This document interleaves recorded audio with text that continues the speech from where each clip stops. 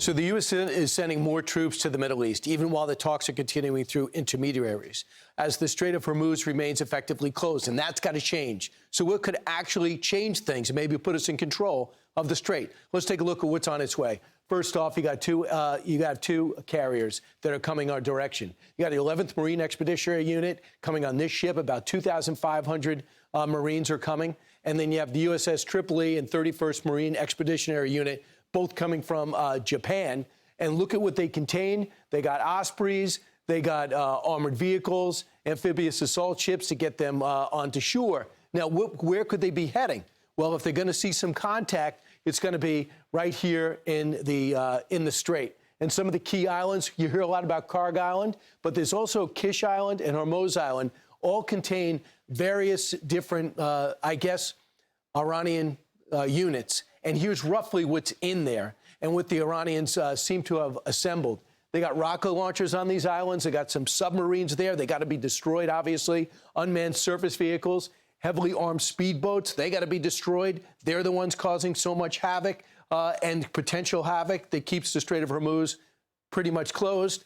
And this is essentially what Kish Island would do if we had control of that, and what would put us in the catbird seat to be able to maybe reopen that strait once and for all and give us the leverage back in that area and, of course, alleviate the glut of oil that just isn't going through. Yesterday, just 3 ships. We need about 100. Retired Lieutenant General Keith Kellogg joins us now. He served as former assistant to President Trump and special presidential envoy for Ukraine.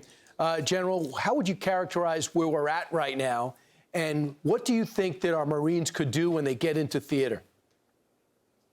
Yeah, Brian, it's good to be with you. You brought up some really great points there on ground forces.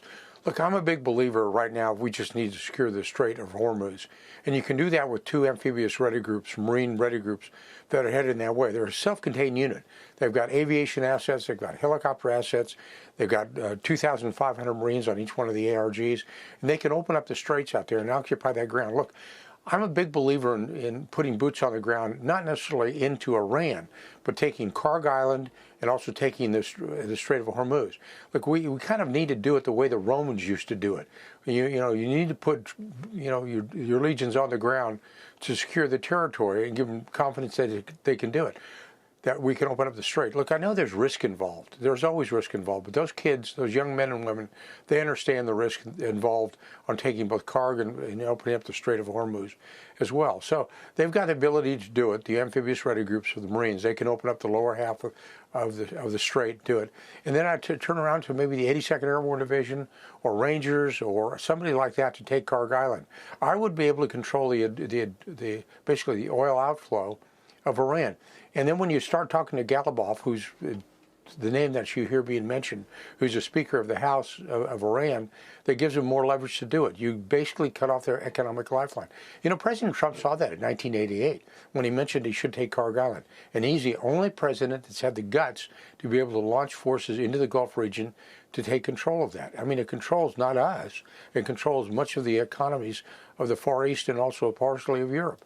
And they've got responsibility as well. So when you talk about risk, you talk about when you take an island, you also become a target. They know where we are at, and they'll know how to get to us, and they could go try to get lucky once. Would you go to that island with missile defense, with some type of drone defense? Oh, absolutely. I mean, you take it out. I mean, the risk I'm talking about do we go with when you've got soldiers, sailors, General, airmen, and Marines, you understand that. But, General, do we go with the island and be able to deploy some type of anti-drone technology and some missile defense? So when we get there, we have some protection. Oh, absolutely. But you have protection with the ARG itself, with the ships of the ARG that are there. Plus, you have the air support of the ARG, the U.S. Marine Corps that's got there. I have great confidence in our men and women in the military, and especially of the Marine Corps, that they're able to do that job. And I think it's a 2-part effort, though. I just don't think you can only open the strait, but you can also go after Kharg Island, which is basically the economic lifeline. See, I'm one of those believers that, I know you're talking about boots on the ground and people rub their hands in a negative manner or basically clutch their pearls, but the fact is, over time, over history, the only way you solve a solution is to put boots on the ground and control the environment. You can do certain things from the air, you can do certain things from the sea, but there's time you have to occupy land, like I said earlier, just like the Romans did. General, I think you agree that we can't leave there with the Iranians thinking, okay, at any moment we can grab the Strait of Hormuz and we'll have ultimate leverage. We've already showed the world that. Somehow they got to be, they have to disassociate themselves with that conclusion. And this is probably the only way to do it, wouldn't you think? Well, yeah, because look, we've lived over 40 years with the Revolutionary Guards. They're still going to be in charge out there. And they're an organization and a movement that has subdued the Iranian people over time. And I think they're just going to go back to their roots in 5 years or 10 years out there, just eliminate them.